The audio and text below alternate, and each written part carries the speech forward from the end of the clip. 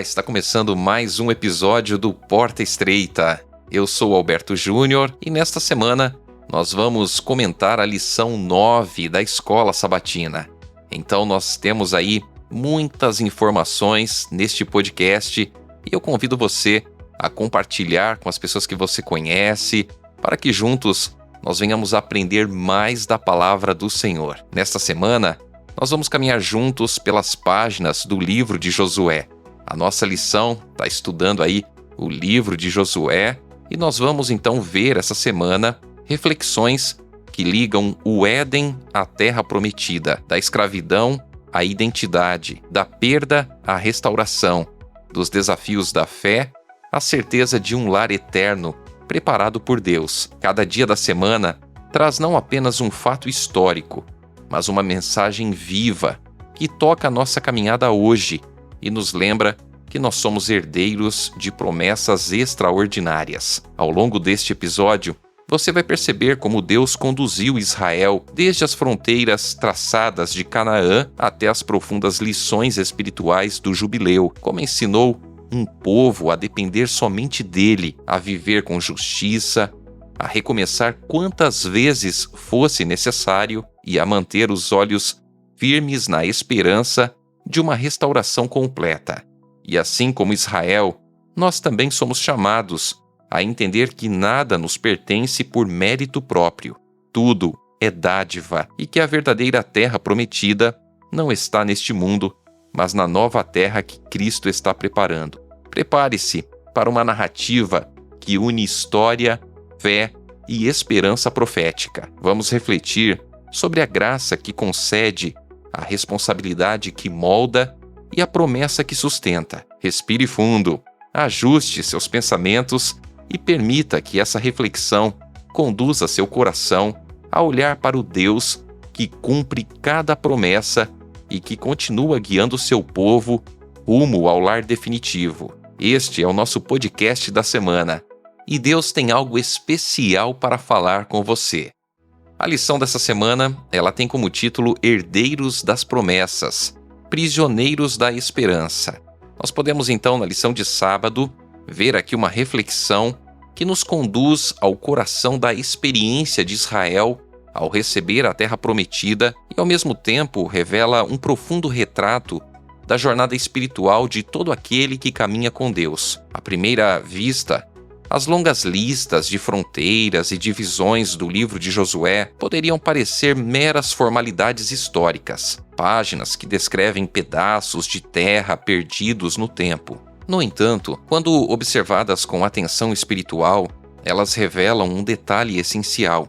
Deus cumpre exatamente aquilo que ele promete. A terra, com seus limites bem definidos, não era uma ideia simbólica, mas uma realidade concreta, uma herança preparada com precisão para um povo que precisava aprender a confiar no caráter daquele que prometeu. Por trás de cada fronteira traçada e de cada porção separada estava a certeza de que a promessa feita a Abraão, Isaque e Jacó não fora esquecida. A herança não caiu do céu pronta, era preciso avançar, pisar o solo, assumir a promessa como real e agir pela fé. Não bastava ouvir que Deus daria a terra, era necessário entrar nela, ocupar, cuidar, habitar e construir uma vida sob as mãos do Senhor. Era uma promessa que se tornava realidade somente quando o povo caminhava com confiança no Deus que disse: "Eis a terra, entra e toma posse dela." Essa verdade ecoa poderosamente na vida cristã hoje. Nós somos chamados de herdeiros das promessas em Cristo, mas não prisioneiros das circunstâncias. A esperança nos mantém firmes, exatamente porque não está apoiada em sentimentos momentâneos ou expectativas humanas, mas na fidelidade do Deus que nunca falha. As promessas espirituais que recebemos não são abstratas nem distantes. São tão reais quanto era real a terra de Canaã. O perdão, a restauração, a vitória sobre o pecado, a presença constante do Espírito Santo e a certeza da vida eterna não são apenas conceitos teológicos, são heranças concretas, preparadas por Deus mas que se tornam vivas em nós à medida que caminhamos pela fé. Assim como Israel precisou entrar na terra e assumi-la como sua, nós também precisamos tomar posse daquilo que Deus já nos concedeu em Cristo. A vitória prometida não substitui nossa responsabilidade espiritual. É preciso abrir o coração diariamente à atuação de Deus, caminhar em obediência, cultivar a fé em meio às dificuldades e viver como quem realmente acredita que o Senhor está conduzindo cada passo. A esperança cristã não é passiva. Ela nos move, nos ilumina e nos convoca a viver hoje aquilo que Deus já garantiu para o amanhã. E assim como a terra prometida apontava para algo maior, a herança eterna, também hoje somos lembrados de que estamos a caminho de um lar melhor. Cada promessa cumprida na vida presente é um convite para levantar os olhos e perceber que Deus nos conduz rumo ao seu reino eterno. A fidelidade de Deus no passado e no presente é a certeza absoluta de que a nova terra é mais do que uma esperança distante. É uma realidade assegurada para todos os que pela fé permanecem firmes nas promessas. Portanto, a lição de sábado, ela nos chama a lembrar que somos herdeiros, não por mérito, mas por graça, e que nossa esperança está ancorada em um Deus que cumpre cada palavra. Este é o convite de Deus: viver hoje como cidadãos do reino que já começou no coração dos que creem e que em breve se manifestará plenamente quando Cristo voltar. Chegamos então na lição de domingo, que tem como título Éden e Canaã. E aqui na lição de domingo, o estudo ele nos convida a olhar para trás, para o Éden, aquele jardim perfeito onde Deus colocou Adão e Eva não apenas para viver, mas para aprender. Cada detalhe daquele lugar revelava o caráter do Criador: cuidado, abundância, harmonia e propósito. Ali, tudo apontava para um relacionamento de confiança, onde o ser humano vivia não pela força própria, mas pela dependência constante do Deus que sustentava cada aspecto da existência. No entanto, quando essa confiança foi quebrada pela desobediência, o Éden deixou de ser apenas um jardim perdido e passou a representar tudo o que a humanidade perdeu ao se afastar de Deus: vida plena, saúde, longevidade, comunhão e descanso. Com a queda, iniciou-se um processo de degeneração física, moral e espiritual. A vida humana, antes longa e vigorosa, começou a se reduzir. O território sagrado que ensinava sobre Deus foi perdido, mas o caráter de Deus não mudou, e ele prometeu novamente uma terra, agora aos patriarcas. Assim, Canaã se tornou mais do que um pedaço de chão no Oriente Médio. Ela passou a representar a restauração do que Adão perdera, um lugar para recomeçar, uma herança garantida não pelo mérito humano, mas pela iniciativa de Deus. Abraão, Isaque e Jacó nunca chegaram a possuir plenamente essa terra, mas viveram como peregrinos, porque compreendiam espiritualmente o significado da promessa. Para eles, a terra prometida era o Éden recuperado pela fé, uma certeza que não dependia do que seus olhos viam, mas do Deus que prometeu. O jardim e a terra tinham algo em comum: pertenciam a Deus. Israel não tinha direito natural à posse da terra, assim como Adão e Eva não haviam conquistado o Éden por esforço. Tudo era presente, graça, bondade. E a lição nos lembra que os seguidores de Cristo hoje são herdeiros de promessas ainda mais grandiosas. Em Cristo, recebemos superiores promessas: promessas de perdão, transformação, vitória sobre o pecado e vida eterna. Mas assim como os patriarcas, nossa herança é recebida pela fé e pela paciência. Essa verdade ecoa profundamente na vida cristã contemporânea. Como cristãos, entendemos que a terra prometida sempre apontou para algo maior, a nova terra que Cristo restaurará quando voltar. Hoje, vivemos entre o já e o ainda não. Já experimentamos a presença e as promessas de Deus, mas ainda aguardamos a restauração completa. E assim como Abraão caminhou guiado por uma promessa invisível, somos chamados a viver pela fé, confiando em cada palavra que Deus pronunciou. A vida cristã, portanto, é como a jornada do patriarca. Somos peregrinos em um mundo que não é o nosso lar definitivo. O Éden perdido e Canaã conquistada apontam para a nova Jerusalém que descerá do céu, um lar que Deus mesmo está preparando para os salvos. Enquanto isso, a fé nos sustenta e a paciência nos molda. Confiar em Deus significa lembrar diariamente que tudo o que temos é presente e que nada nos pertence por direito próprio. Significa reconhecer que nossa segurança, propósito e identidade não estão nas posses terrenas, mas na promessa eterna. Por isso, a lição de domingo nos chama a viver com olhos voltados para o futuro, mas com o coração firmemente apoiado na graça que nós já recebemos hoje. Assim como o Éden ensinava sobre Deus e Canaã revelava sua fidelidade, nossa caminhada diária é uma oportunidade de redescobrir o caráter do Pai que continua nos guiando para a terra que Ele mesmo prometeu, não por nossos méritos, mas porque Ele é fiel. A lição de segunda-feira tem como título A Terra como Dádiva. Segunda-feira nos conduz a uma compreensão profunda da terra como dádiva divina. Para Israel, possuir um território não era apenas uma questão geográfica, era uma realidade que moldava sua identidade, libertando-os da condição de escravos e permitindo que se tornassem um povo verdadeiramente livre. A posse da terra era o sinal visível de que Deus havia cumprido sua promessa e de que Israel existia como nação, não por força própria, mas pela iniciativa graciosa do Senhor. Contudo, essa dádiva não era um direito permanente, nem uma propriedade adquirida pela força. A terra permanecia sendo de Deus, e Israel era apenas hóspede, estrangeiro, peregrino em um território que o próprio Criador administrava. Essa verdade se tornava ainda mais evidente no contraste entre o Egito e Canaã. No Egito, as águas do Nilo garantiam colheitas previsíveis, sustentando a economia e a vida do povo. Em Canaã, porém, tudo dependia da chuva, algo que somente Deus podia prover. Assim, cada estação de plantio e colheita lembrava o povo de sua completa dependência do Senhor.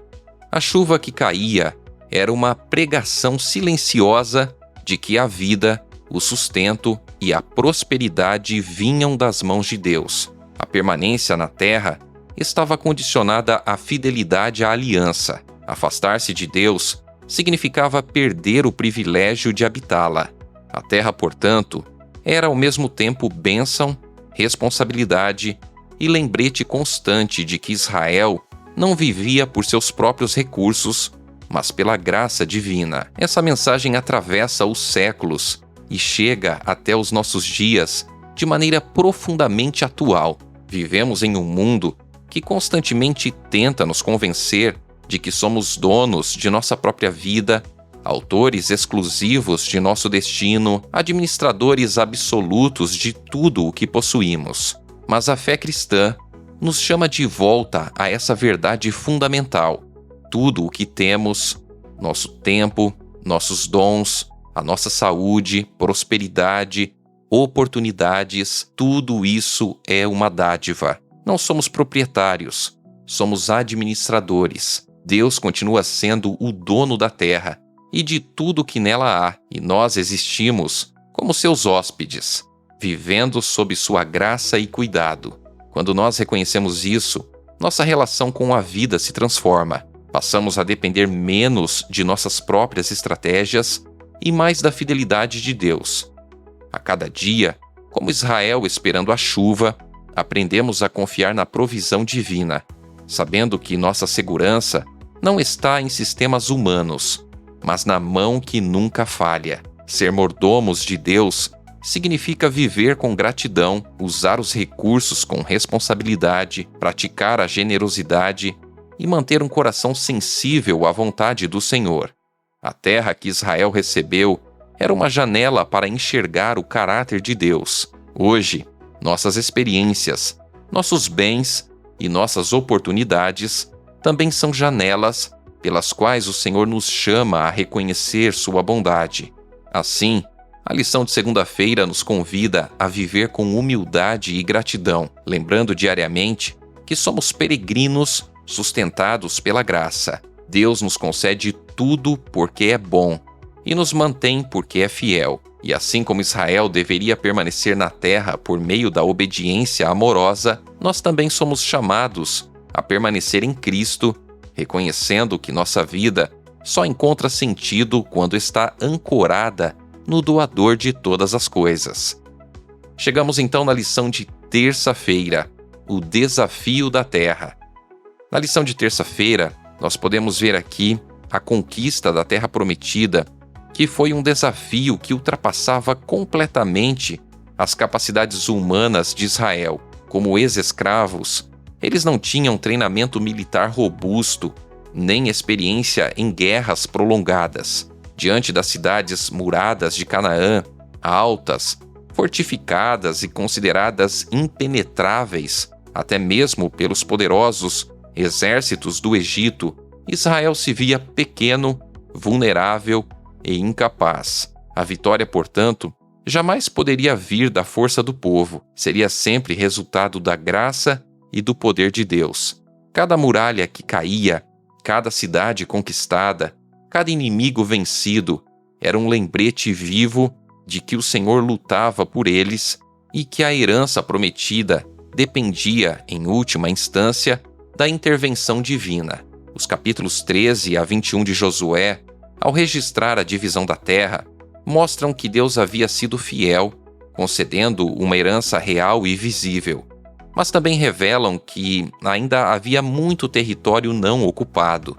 A promessa estava garantida. A posse, porém, ainda exigia ação.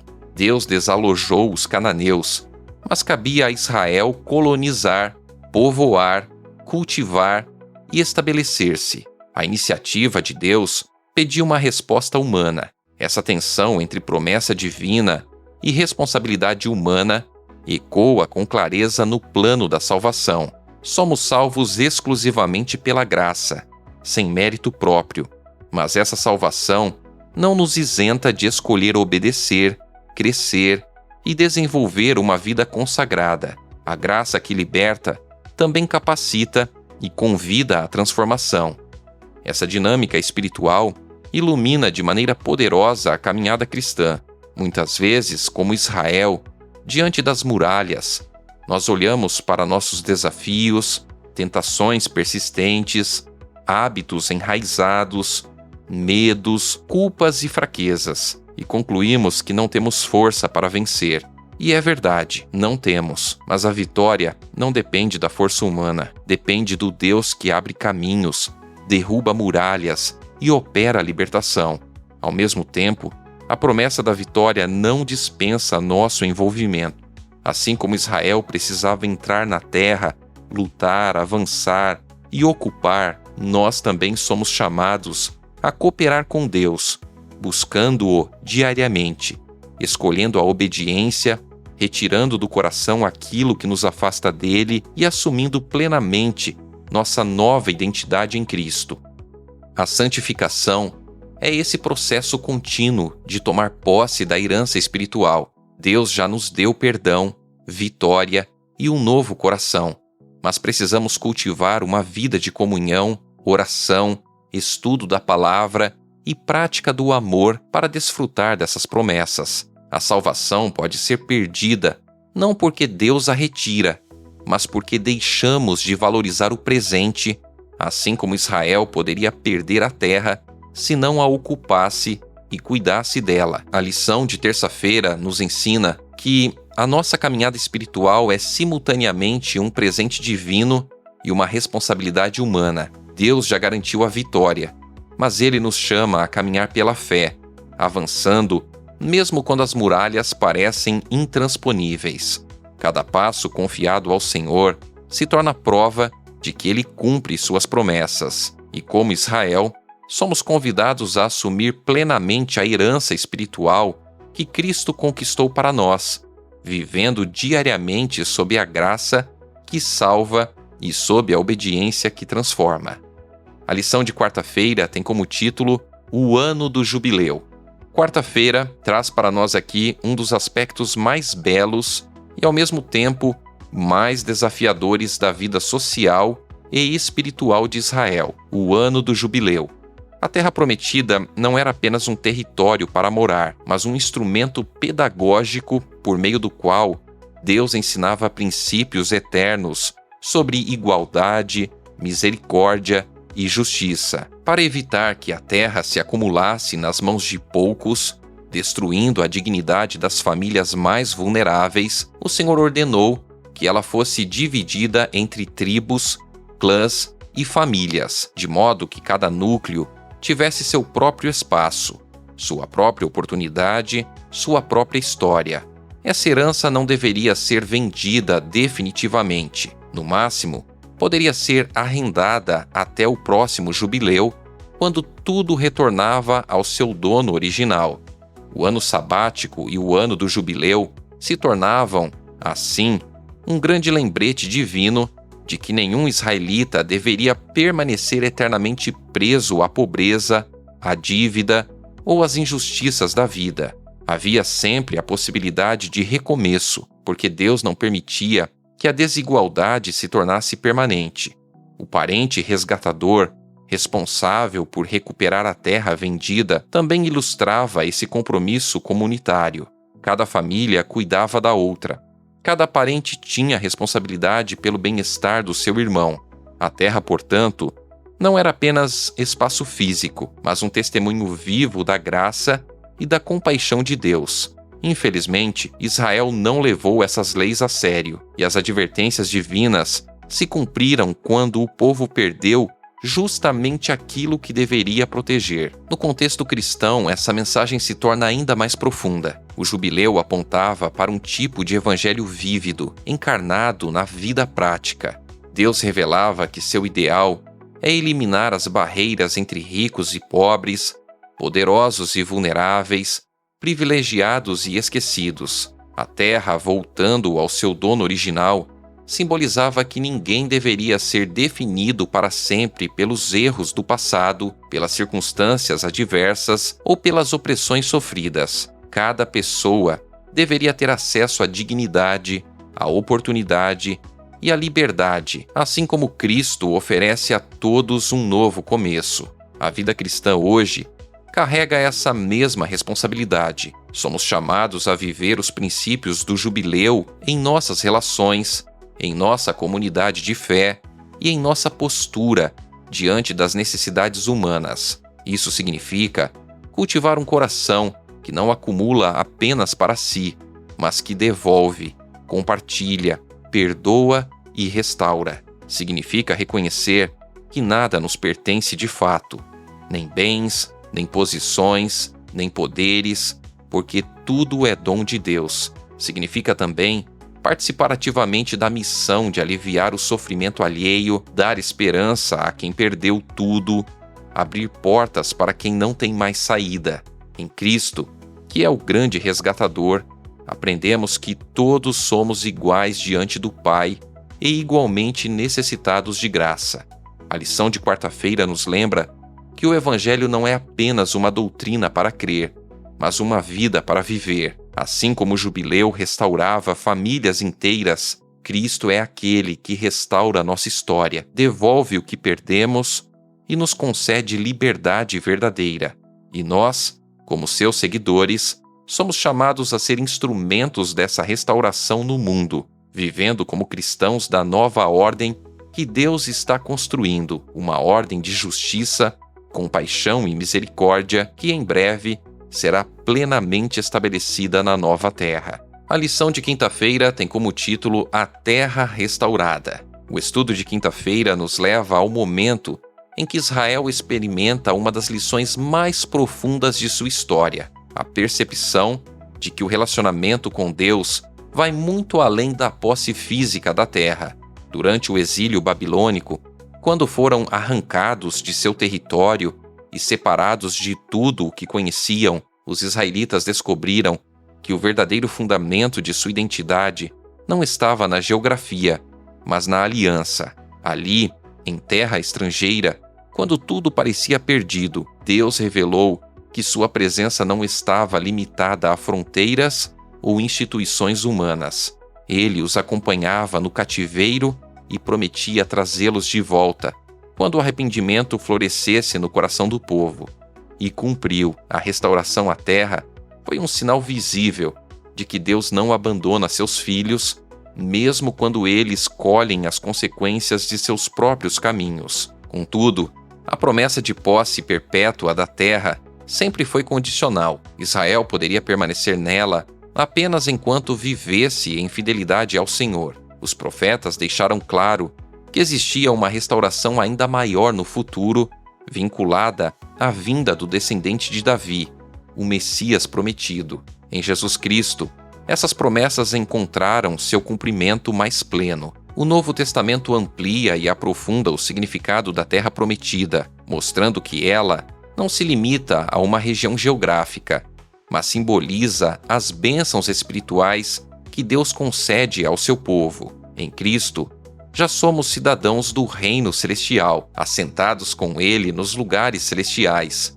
vivendo antecipadamente a realidade da redenção. Mas o cumprimento final da promessa ainda está à frente, quando a nova terra será estabelecida após o milênio, e o povo de Deus habitará eternamente com Cristo, em um mundo restaurado e livre do pecado. Essa compreensão transforma a maneira como vivemos a fé hoje. Para o cristão, que aguarda a volta de Jesus e a restauração final de todas as coisas, essa mensagem é um chamado à esperança ativa. Não somos definidos pelo que perdemos, pelas crises que atravessamos ou pelos lugares de onde fomos arrancados. Nosso verdadeiro lar está vinculado à presença de Deus e à promessa da nova terra. Em meio às dores deste mundo, Cristo nos lembra que nossa restauração começa agora, no coração, e se completará quando Ele voltar. A fidelidade que Deus pediu a Israel continua sendo o caminho seguro para nós. Viver em aliança, cultivar uma vida de arrependimento sincero, nutrir esperança viva e caminhar com confiança na promessa. O exílio, portanto, não é apenas uma história antiga, é também um símbolo das nossas próprias experiências de afastamento, perda e recomeço. E a restauração prometida é o lembrete de que Deus sempre encontra um caminho de volta para seus filhos. Assim como o povo foi trazido para casa, nós também seremos levados para o lar definitivo que Cristo está preparando. Até lá, somos chamados a viver como cidadãos da nova terra, mesmo em meio ao mundo quebrado, confiando que cada promessa de Deus encontra seu sim e seu amém em Jesus. A lição de sexta-feira, nós podemos ver aqui o clímax da semana, quando a herança dos salvos é apresentada não apenas como um conceito teológico, mas como uma realidade pulsante, tão vívida quanto a terra prometida foi para Israel. A epístola aos Hebreus descreve essa herança como uma pátria, um lar verdadeiro, repleto de fontes de água viva, colinas serenas e montanhas majestosas. Essa pátria celestial não é mero consolo emocional, é o destino real daqueles que permanecem firmes na fé. O peregrino bíblico não caminha sem direção, e o cristão também não. Estamos a caminho de casa, e essa certeza molda toda a perspectiva da vida. A lição, ela expressa uma advertência séria, a exemplo do povo de Israel que cantava sobre Canaã, mas não entrou nela por incredulidade. O cristão corre o risco de viver falando da vida eterna sem realmente se preparar para habitá-la. Hebreus nos lembra da necessidade de temer, não como medo paralisante, mas como reverência que desperta responsabilidade. A salvação nos é assegurada quando entramos pelas portas da Cidade Santa, mas o perigo de ficar para trás é real, não porque Deus retire sua promessa, mas porque a fé pode ser substituída por descuido espiritual, complacência ou indiferença. A promessa é certa, mas deve ser acompanhada de uma caminhada viva, perseverante e obediente. Essa reflexão ela toca profundamente a vida cristã.